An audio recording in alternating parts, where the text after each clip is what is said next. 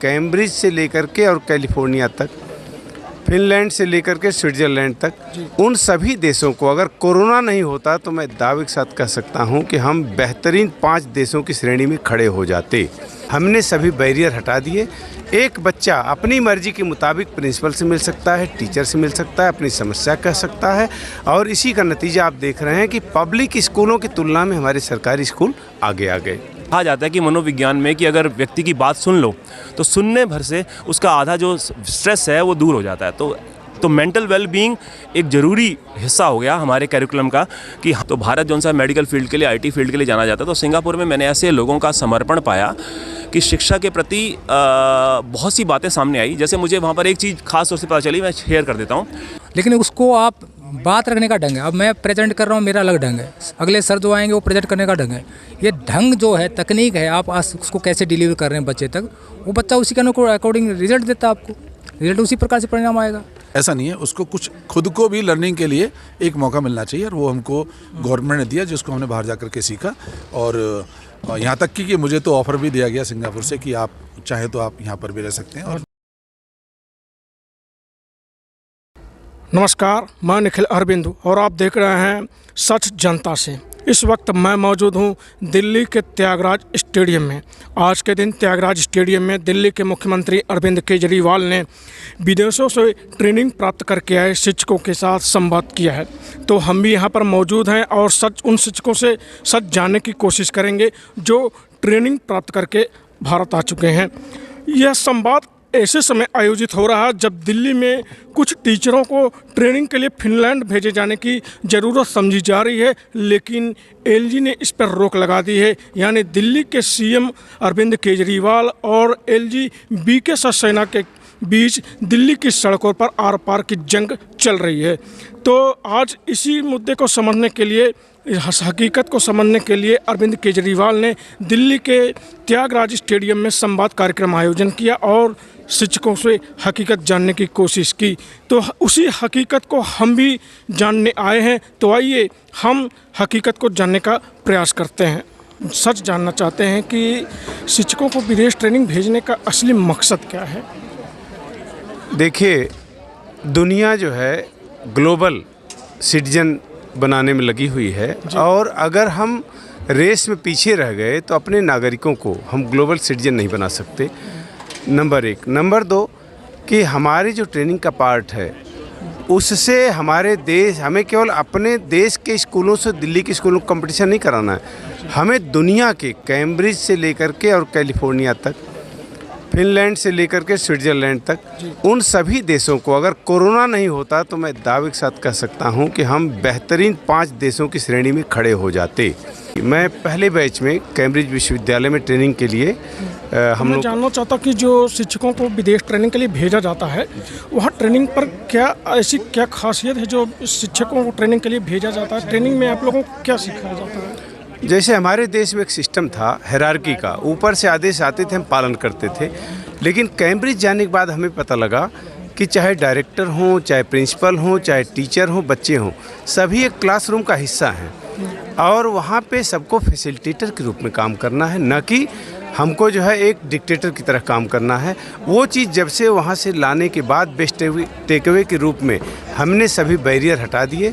एक बच्चा अपनी मर्जी के मुताबिक प्रिंसिपल से मिल सकता है, टीचर से मिल सकता है, अपनी समस्या कह सकता है और इसी का नतीजा आप देख रहे हैं कि पब्लिक स्कूलों की तुलना में हमारे सरकारी स्कूल आगे आ रहे हैं। तो जिस तरह से एलजी जी शिक्षकों को विदेश जाने से रोक रहे हैं, क्या आपको लगता है कि यह एक तरह से केंद्र सरकार प्रायोजित है? देखिए, हमें ये चीज़ तो नहीं पता कि कौन रोक रहा है, कौन नहीं रोक रहा है, लेकिन हम ये जानते हैं कि हमें जो है इस ट्रेनिंग से इतना ज़्यादा फ़ायदा हुआ है शिक्षकों को, बच्चों को और समाज को। मुझे नहीं लगता कि जो पेरेंट्स हैं, हमारे अभिभावक हैं, वो इन कार्यक्रमों को रुकने देंगे, क्योंकि अभिभावकों को पता है कि उनके हित में क्या हो सकता है और हमें ये अभी तक नहीं पता कि कोई रोक रहा है, तो हमें जानकारी नहीं। आपने फ़ायदे की बात की जी, मैं जानना चाहता हूँ कि फ़ायदा क्या हुआ है? फ़ायदा ये हुआ कि हमारे जिन सरकारी स्कूलों से, मैं जिस स्कूल में प्रिंसिपल था वहाँ साइंस नहीं थी, साइंस खुली और पहले बैच में बच्चा 27वीं रैंक पे जेईई मेंस में पास हुआ। पहले बैच में जो बच्चा 12वीं क्लास में निकला वो 27th रैंक लेकर के पास हुआ। एक ऑटो ड्राइवर का बच्चा था। आप ये सोचिए कि अगर हमने बेहतरीन शिक्षा उस बच्चे को मिली तो हमारे यहाँ अगर सरकार सपोर्ट नहीं करती तो मैं 5 सालों से साइंस खोलने के लिए परेशान था। इंफ्रास्ट्रक्चर नहीं मिल रहा था क्योंकि मैं साइंस का आदमी हूँ। और जैसे ही साइंस खुली 11th बच्चा आया, 2 साल में उनमें से एक बच्चा जेई के 27वीं रैंक में आया और एक 84वीं रैंक पे आया। जैसा कि हम जानते हैं कि फिनलैंड के एजुकेशन सिस्टम की बात करें, फिनलैंड का जो एजुकेशन सिस्टम है वहाँ पर कहा जाता है कि 16 साल की उम्र तक के बच्चों को किसी तरह की कोई परीक्षा नहीं देनी पड़ती है। क्या आपके देश में भी इस तरह के सिस्टम को लागू करने का कोई फ़ायदा होगा? देखिए, मैं फिनलैंड तो नहीं गया इसलिए वहाँ की बात मैं नहीं बता सकता, लेकिन एक चीज़ हमने देखा है कि हमारे यहाँ जो बच्चे पढ़ाई में पीछे रह रहे हैं उनको स्किल बेस्ड एजुकेशन के लिए जो सरकार ने सोचा है फिनलैंड के मॉडल पे, और उनको स्किल बेस्ड जैसे बिजनेस ब्लास्टर इन चीज़ों में ले जा रहे हैं, उससे बच्चों को बड़ा फ़ायदा हो रहा है। अब कोई बच्चा सुसाइड करता हुआ आपको नज़र नहीं आ रहा है फिनलैंड में।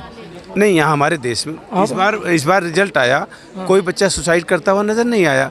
हमें सबसे पहले बच्चे को सुरक्षित रखना है और सुरक्षित रख करके उनको सुसाइडल अटेम्प्ट से बचाना है, और उस बच्चे को हम स्किल बेस्ड शिक्षा में ले जा रहे हैं। हमें लगता है कि सबसे बड़ी सफलता है। और ये स्वर्णिम काल दिल्ली की शिक्षा के इतिहास में, शिक्षा जगत में स्वर्णिम काल माना जाएगा। मैं ऐसा मानता हूँ।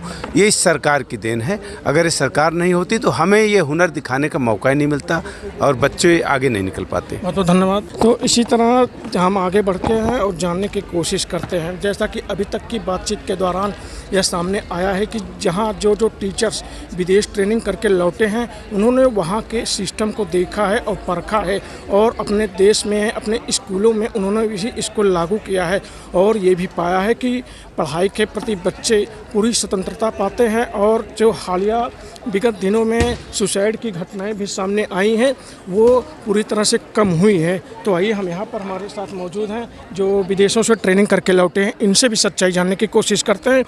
कि अभी मैं एक शिक्षक महोदय से बात कर रहा था, उन्होंने बताया कि हम लोग जो ट्रेनिंग करके आए हैं उस ट्रेनिंग का सबसे बड़ा फ़ायदा ये हुआ है कि दिल्ली के स्कूलों में जो बच्चे सुसाइड करते थे उसमें बहुत कमी लाई जा सकी है। कोविड के दौरान ख़ास तौर से बहुत से कार्यक्रम ऐसे रखे गए जो मेंटल वेलबींग पे थे। तो हमने जब उनकी ऑनलाइन क्लासेस ली तो मेंटल वेलबींग पे बात की, उनको क्या समस्याएं आ रही हैं, फैमिली में क्या प्रॉब्लम्स आ रही हैं, तो बच्चों को कहने का मौका दिया, जिससे कि कहने भर से काफ़ी समस्या, कहा जाता है कि मनोविज्ञान में कि अगर व्यक्ति की बात सुन लो तो सुनने भर से उसका आधा जो स्ट्रेस है वो दूर हो जाता है।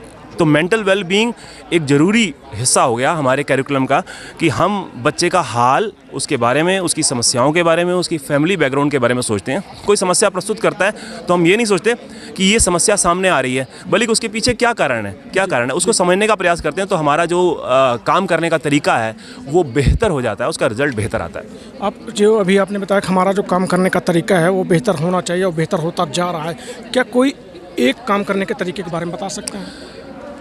जैसे पुराने काल में रटवा कर चीज़ों को किया जाता था। मैं ये कहूँ कि अब जौन सा है ज्ञान, जौन सा है अनुभूत होता है, उसका प्रयोग कहाँ पर है। समस्या आधारित चीज़ों को लिया जाता है और एक्टिविटी ओरिएंटेड किया जाता है और लोगों की प्रतिभागिता होती है। जब किसी चीज़ को प्रतिभागी बनाया जाता है तो वो चीज़ ज़्यादा अच्छे से सामने आती है, बजाय इसके कि केवल हम किताबें पढ़ लें और उसके बाद हमें वो चीज़ कम समझ में आती है। और जब हम उसको अनुभूत कर लेते हैं, इस्तेमाल कर लेते हैं, यूज़ कर लेते हैं या अपने विचारों को कह देते हैं तो वो चीज़ ज़्यादा बेहतर समझ में आती है। इसको हम इम्प्लीमेंट करते रहें। जैसा कि मैं अगर फिर जहाँ टीचरों को भेजने की बात हो रही, फिनलैंड के एजुकेशन सिस्टम की बात करते हैं, वहाँ पर जो है कहा जाता है कि वहाँ पर 16 की उम्र तक के बच्चों को स्कूलों में किसी तरह की कोई परीक्षा नहीं देनी होती है। क्या अगर आपके दिल्ली के स्कूलों में भी यह लागू किया जाता है, इससे क्या फ़र्क पड़ेगा? भारतवर्ष में परीक्षाएँ होती रही हैं, दिल्ली में भी परीक्षाएँ होती रही हैं, लेकिन परीक्षा का उद्देश्य किसी प्रकार से दबाव, मैं समझता हूँ एज ए शिक्षक के माध्यम से समझता हूँ, दबाव नहीं होना चाहिए। तो अंक आधारित योग्यता कि अंक हमने यदि ले लिए और योग्यता अर्जित कर ली, मैं शिक्षक के माध्यम से के रूप में इसको सही नहीं मानता, एक शिक्षक के रूप में।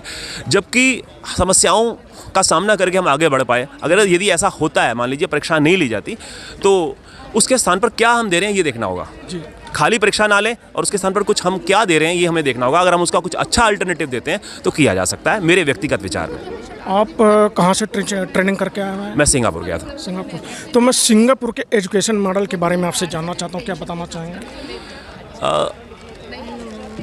सिंगापुर में एक एजुकेशन को, जैसे हमारे यहाँ बहुत सी फील्ड्स हैं, आईटी फील्ड है भारत में, मेडिकल की फील्ड है, तो भारत जो सा मेडिकल फील्ड के लिए, आईटी फील्ड के लिए जाना जाता है। तो सिंगापुर में मैंने ऐसे लोगों का समर्पण पाया कि शिक्षा के प्रति बहुत सी बातें सामने आई। जैसे मुझे वहाँ पर एक चीज़ खास तौर से पता चली, मैं शेयर कर देता हूँ कि हमारे यहाँ पर कोई भी व्यक्ति टीचर बनना चाहता है तो सबसे पहले उसको बीएड करवाई जाती है, उसके बाद वो विद्यालय में जाता है। लेकिन मुझे वहाँ पर बताया कि सबसे पहले व्यक्ति को वहाँ पर विद्यालय में भेजा जाता है और वो वहाँ पर काम करता है, उसकी ग्रेडिंग की जाती है, उसके बाद अगर योग्य पाया जाता है तो फिर वो टीचर ट्रेनिंग की जाती है। आप एक देख लीजिए, एक उल्टा एक तरीका है कि पहले, हाँ जी, पहले वो उस चीज़ के योग्य है, उसका एप्टीट्यूड टीचिंग में है, तो उसको उस विद्यालय में वो आएगा। और यहाँ पर ये है कि अगर हमने एक किताबों को रट लिया, ये एक चैलेंज मैं मानता हूँ, किताबों को रट लिया, या जिसे कहें कि एक भारत में एक ऐसा भी होता है कि एमए 1 वीक सीरीज़ में हो जाती है, छोटी सी किताबों से हो जाती है, तो वो अगर परिकल्पना करें और अंक लेकर आ जाएं और उन अंकों से वो शिक्षक बन के आ जाएं तो वो शिक्षा के लिए घातक हो सकते हैं। तो सिंगापुर में बहुत कुछ ऐसा था जो हमें इंस्पायरिंग करने वाला था। तो सिंगापुर का जो मॉडल आपने बताया, क्या सिंगापुर के मॉडल को टीचर्स के बनने के लिए जो भारत में उल्टा हो रहा है, अगर सिंगापुर के मॉडल को भारत में लागू किया जाए, क्या? देखिए, व्यक्तिगत रूप से किसी भी देश का कोई भी मॉडल दूसरे देश के लिए पूरी तरह से लागू होगा ऐसा मैं व्यक्तिगत विचार से नहीं समझता, ठीक है। उसमें से अच्छी चीज़ों को ले सकते हैं, जैसे भारत की संस्कृति है वो हमेशा से सर्वांगीण रूप से विकसित होती रही है, तो अच्छी चीज़ों को हम ले सकते हैं जो यहाँ पर फिट बैठ सकती हैं, उनका प्रयोग किया जा सकता है कि एज इट इज़ किसी मॉडल को हम ले पाएँ। ऐसा ही मैं एज ए टीचर, मैं तो बहुत छोटा सा अवयव हूँ, तो व्यक्तिगत रूप से जो मेरा शिक्षण में अनुभव रहा है, किसी भी मॉडल को एज इट इज़ लेना ठीक नहीं रह सकता, लेकिन उनकी अच्छी चीज़ों को अवश्य लिया जाना चाहिए। बहुत बहुत धन्यवाद। तो हम आगे बढ़ते हैं और जानने की कोशिश करते हैं जो टीचर्स ट्रेनिंग का प्रोग्राम आ रहा है उससे क्या फ़ायदा साबित हो रहा है। जैसा कि बताया कि सिंगापुर और तमाम देशों के लोग जो आए उनसे बातचीत हुई तो उन्होंने बहुत अच्छी बातें बताई कि हमारे देश भारत में भी उसको किए जाने की आवश्यकता है। तो लेकिन क्या आपको लगता है विदेशों से सीख करके हम भारत में जो लागू किया जाएगा उसका परिणाम बहुत सही रूप में सामने आएगा? बिल्कुल सही बोल रहे हैं सर, परिणाम बिल्कुल पॉजिटिव रहेगा और आ भी रहा है। आपने रिजल्ट्स भी देखे होंगे, कोरोना के बाद भी आपने देखा होगा जिस तरह के हादसे से हम बच्चे और हम सभी ऐसे नहीं अनभिज्ञ गए हैं कि जिस तरह का एक आया, तो उसमें जो एक हमने ऑनलाइन एजुकेशन भी उसमें शुरू की, वो भी वहाँ पे भी हमने देखा। उसके साथ साथ जो कॉन्फिडेंस के साथ बच्चों में कॉन्फिडेंस पैदा करना कि उनको खुद पीयर में या ग्रुप में काम करने की आदत डालना। एक तो होता है टीचर ने बताया, बच्चे ने कर लिया, तो वो एक टीचर ओरिएंटेड हो गया, चाइल्ड ओरिएंटेड नहीं है। तो यहाँ पे चिल्ड्रन सेंट्रलाइज एजुकेशन को हमने फोकस किया। इसके अंदर क्या होता है कि बच्चों को पीयर लर्निंग के अंदर प्रोत्साहित किया जाता है या ग्रुप लर्निंग में। अब मैं अपनी क्लास का एक उदाहरण देना चाहूँगी कि मैं ग्रुप लर्निंग में कैसे करती हूँ कि 2 होशियार बच्चे ले लिए, 2 एवरेज बच्चे ले लिए और 2 कमज़ोर।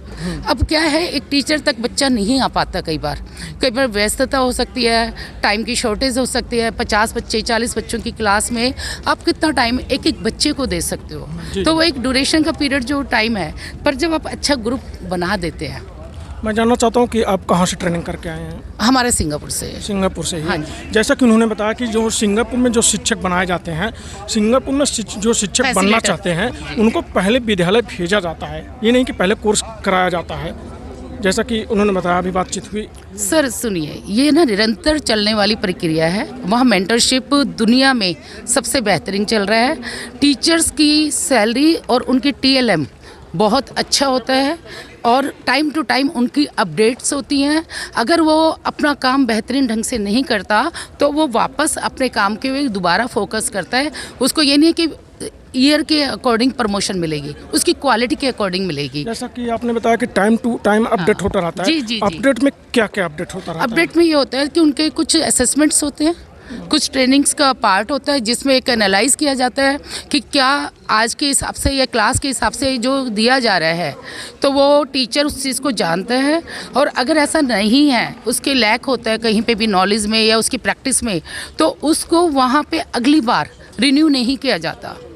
तो जो रिन्यू नहीं किया जाता मतलब वो परमानेंट नहीं है कि आपका सिलेक्शन हो गया, और आप आ गए, वहाँ पे ये छटनी और आगे पीछे क्वालिटी देख के होता है डिसीजन। बहुत बहुत धन्यवाद। अभी तक जहाँ तक बातचीत हुई तो बस शिक्षकों से, जो उन शिक्षकों से बातचीत किया मैंने जो ट्रेनिंग करके आए हुए हैं, तो मुझे लगा कि शिक्षा का वातावरण कुछ बदला हुआ लग रहा है। क्या दिल्ली के स्कूलों में भी शिक्षा का वातावरण कुछ बदला हुआ लग रहा है? बिल्कुल, बहुत अलग है। ये तो पूरा भारत कह रहा है, बल्कि बात विदेश तक भी बात पहुँची हुई है। सब कुछ बदला हुआ है। टीचर में काफ़ी चेंजेस आए और ये सारा ट्रेनिंग का परिणाम है। जो विदेशी स्तर पर ट्रेनिंग हो रही है उनसे काफ़ी चेंजेस आए हैं, न केवल टीचर्स में बल्कि स्टूडेंट भी काफ़ी बदलाव हुआ है।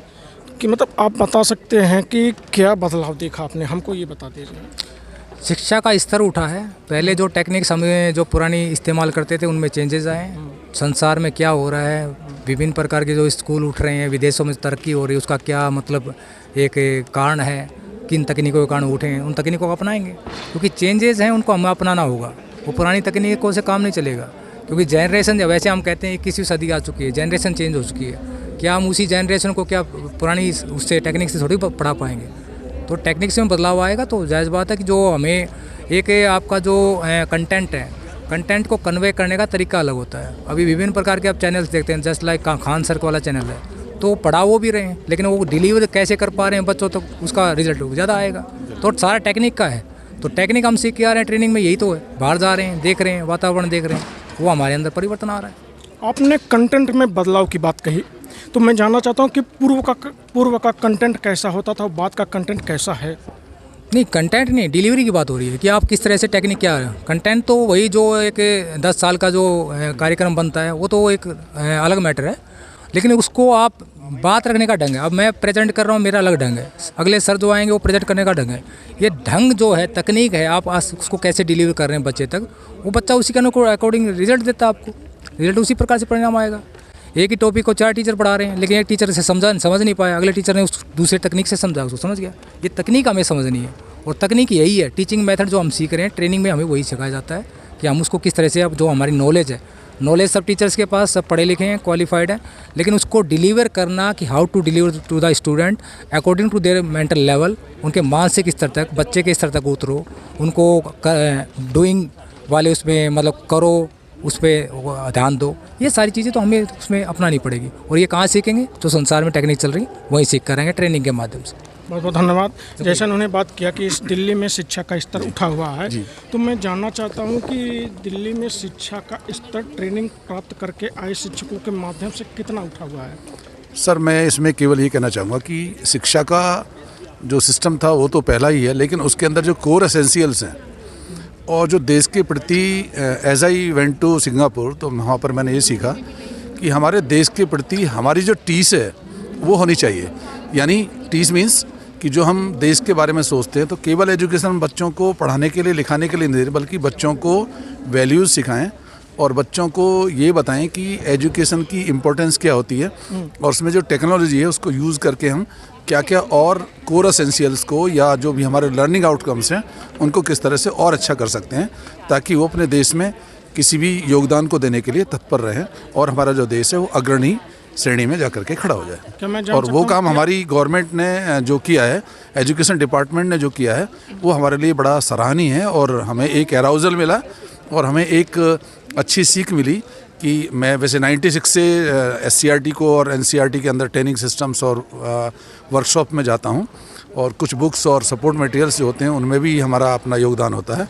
तो उससे हमें और कुछ ज़्यादा सीखने के लिए मिला, ताकि हम अपनी नॉलेज को एनहेंस कर सकें, लर्निंग आउटकम्स और कोर एसेंशियल जो होते हैं उनको और प्लेटफॉर्म पर ला सकें, ताकि हम ग्लोबली उसी श्रेणी में खड़े जाएं जहाँ पर हमारा देश होना चाहिए, ताकि हम अदर जो कंट्रीज़ हैं जो अग्रसर हैं एजुकेशन के अंदर, चाहे फिनलैंड है, चाहे सिंगापुर है, चाहे अदर कंट्रीज़ हैं या कैम्ब्रिज है, उसी श्रेणी में अपने को देखना चाहते हैं। और मैनेजमेंट हमें एजुकेशन का कैसे करना है, लर्निंग आउटकम्स का हमें कैसे सुधारना है, स्ट्रेटजीज़ को कैसे सुधारना है, ये सारी चीज़ें हम उससे सुधार सकते हैं। कहना चाहूँगा कि हमारा जो NCERT है, हाँ, जो हमारा NCERT डिपार्टमेंट और नेशनल लेवल पर काम करता है, ऐसे हमारा जो SCRT डायरेक्टरेट ऑफ एजुकेशन के साथ मिलकर के ऑटोनमस बॉडी के रूप में काम करता है। उनका जो ट्रेनिंग सिस्टम है, उन्होंने जो इम्प्रूवमेंट अपनी ट्रेनिंग्स के अंदर किया है, और नॉलेज को मीन्स चैनलाइज करने का काम किया, वो भी बिल्कुल सराहनीय है। उसके लिए जो भी वहाँ के हायर ऑफिसर्स हैं वो पूरी तरह से उसके लिए एक अच्छा योगदान उसमें दे रहे हैं, और उससे हमारे जो टीचर्स है, कम्युनिटी है, उसको काफ़ी एनहेंस हो रहा है अपनी नॉलेज के लिए। जैसा कि जिस तरह से टीचर्स को ट्रेनिंग के लिए विदेश भेजे जाने की ज़रूरत समझी जा रही है, जी। तो मुझे लगता है कि हमारे देश में टीचरों की ट्रेनिंग के लिए कोई ऐसी संस्था ही नहीं है कि हम देश में ही टीचरों को ट्रेनिंग के लिए भेज सकते हैं। ऐसा नहीं है सर। देखिए, ये तो इनिशिएशन था कि गवर्नमेंट ने जो भी ये एक इनिशिएटिव लिया कि हम अपने जो देश के टीचर्स हैं, जिनको हम कई बार असहाय श्रेणी में देखते हैं कि भाई ये टीचर तो एक इस तरह की कम्युनिटी की केवल देश की रक्षा के लिए या देश के लिए जो एजुकेशन है लोग उसको प्रोड्यूस करती है, ऐसा नहीं है। उसको कुछ खुद को भी लर्निंग के लिए एक मौका मिलना चाहिए, और वो हमको गवर्नमेंट ने दिया, जिसको हमने बाहर जा कर के सीखा। और यहाँ तक कि मुझे तो ऑफ़र भी दिया गया सिंगापुर से कि आप चाहे तो आप यहाँ पर भी रह सकते हैं, और बहुत धन्यवाद। जो भी काम। Thank you sir. बहुत बहुत धन्यवाद। तो इसी तरह बातचीत के दौरान हमें ये पता चला कि जो ट्रेनिंग करके टीचर्स आए हुए हैं वो दिल्ली के स्कूलों में बड़ा बदलाव लाने की कोशिश कर रहे हैं। तो हालिया जिन टीचरों को विदेश भेजे जाने के लिए दिल्ली के एलजी के साथ आर पार की जंग हो रही है, तो देखा जाएगा कि ये आर पार की लड़ाई कब तक चलेगी और इन शिक्षकों को क्या ट्रेनिंग के लिए विदेश भेजा जा सकता है या नहीं। इसी तरह हर एक सच से रूबरू होने के लिए आप देखते रहें सच जनता से।